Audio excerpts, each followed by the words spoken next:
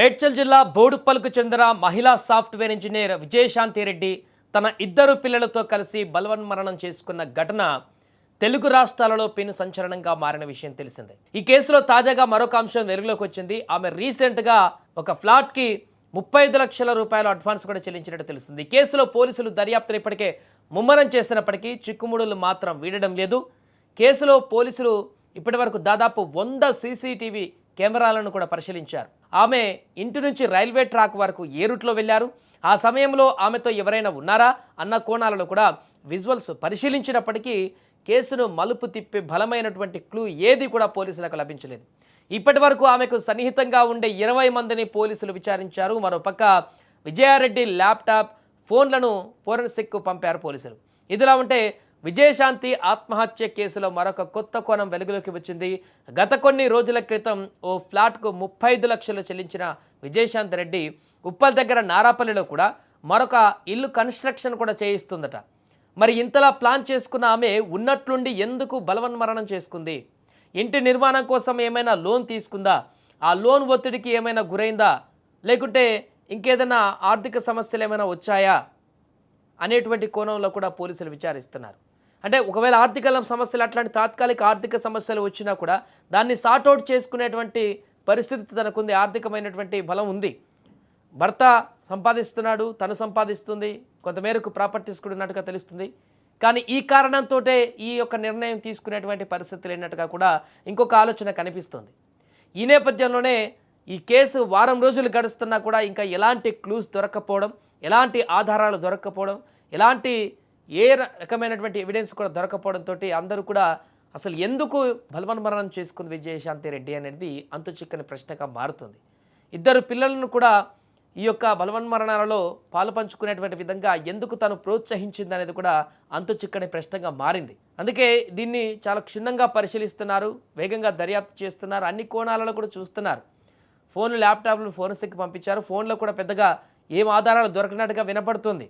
ఏదేమైనా కూడా ఇప్పటికీ వారం గడుస్తున్నా కూడా ఇద్దరు పిల్లలతో పాటు విజయశాంతి రెడ్డి బలవన్మరణం చేసుకున్నటువంటి ఘటన వారం రోజులు అవుతున్నా కూడా దీనికి ఒక కంక్లూజన్ రావట్లే. ఒంటరితనం కారణంగానే ఆమె చనిపోయిందని చెప్పినప్పటికీ కూడా పూర్తి రకమైనటువంటి ఒక బేస్ అయితే కనిపించట్లేదు ఈ కేసులో.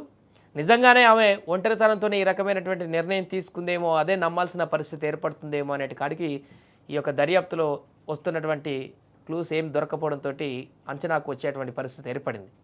అంటే డిప్రెషన్లోకి వెళ్ళిపోయి, ఒంటరితనమైనటువంటి డిప్రెషన్లోకి వెళ్ళి మానసిక ఒత్తిడికి గురై ఒక మెంటల్ స్టేబిలిటీ కోల్పోయి ఇలాంటి నిర్ణయం తీసుకొని సైకలాజికల్గా ఇలాంటి నిర్ణయాలు తీసుకోవచ్చు, మెంటల్ అప్డౌన్స్ అయ్యంటూ కూడా తెలుస్తుంది సైకాలజీ నిపుణుల నుంచి. కాబట్టి ఇక ఎలాంటి క్లూ దొరకకపోతే ఖచ్చితంగా తనే మెంటల్ బ్యాలెన్స్ కోల్పోయి ఒంటరితనం అనేటువంటి ఒక దాంట్లో ఆ ఫోబియాలో మానసికంగా చాలా వీక్ అయిపోయి ఇలాంటి నిర్ణయం తీసుకొని ఉండొచ్చు అని కూడా ఒక అంచనాకు రావాల్సిన పరిస్థితి ఏర్పడుతుంది ఏం దొరకపోవడంతో. అయితే ఆమెతో పాటు ఇద్దరు పిల్లలు ఎందుకు ఈ రకమైనటువంటి నిర్ణయానికి పురుగొలిపింది అనేది తెలియట్లేదు ఇంకా. ఎందుకంటే నేను లేకపోతే వీళ్ళకి ఇంకా చూసుకోవడానికి ఆర్థిక భారం ఉంటుంది, లేకుంటే రోడ్డు మీద పడతారనే సిచ్యువేషన్కి వెళ్ళేది. Well settled family.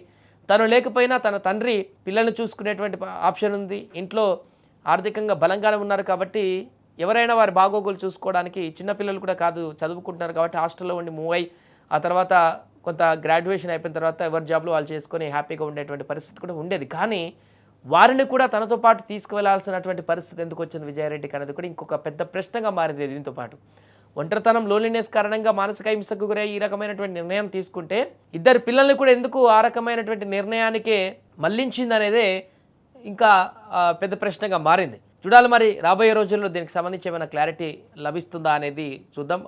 ఇప్పటికే ఎలాంటి క్లూ దొరకట్లేదు, ఇంకా ఏం దొరకనట్టుగానే కనిపిస్తుంది. కుటుంబ సభ్యులను మరొకసారి విచారిస్తున్నారు, ఆఫీస్లో ఉన్నటువంటి కొలీగ్స్ని విచారిస్తున్నారు, అందరినీ విచారిస్తున్నారు. ఎక్కడా కూడా ఏం లభ్యం కావట్లేదు.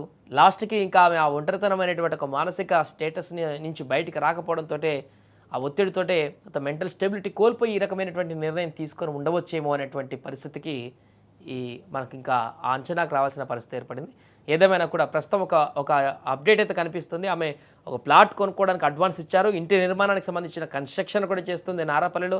ఫ్యూచర్ ప్లాన్ కూడా వేసుకున్నారు. భవిష్యత్తులో ఏ రకంగా ఉండాలన్నది కూడా ముందుకు ప్లాన్ వేసుకున్నట్టు కనపడుతుంది. కానీ ఆల్ ఆఫ్ సడన్గా ఈ నిర్ణయం ఎందుకు తీసుకుందనేది ఇంకా ప్రశ్నగా మారింది. చూద్దాం కొద్ది రోజుల్లోనైనా ఈ కేసుకు సంబంధించిన ఒక కంక్లూజన్ దొరుకుతుందా లేదనేది.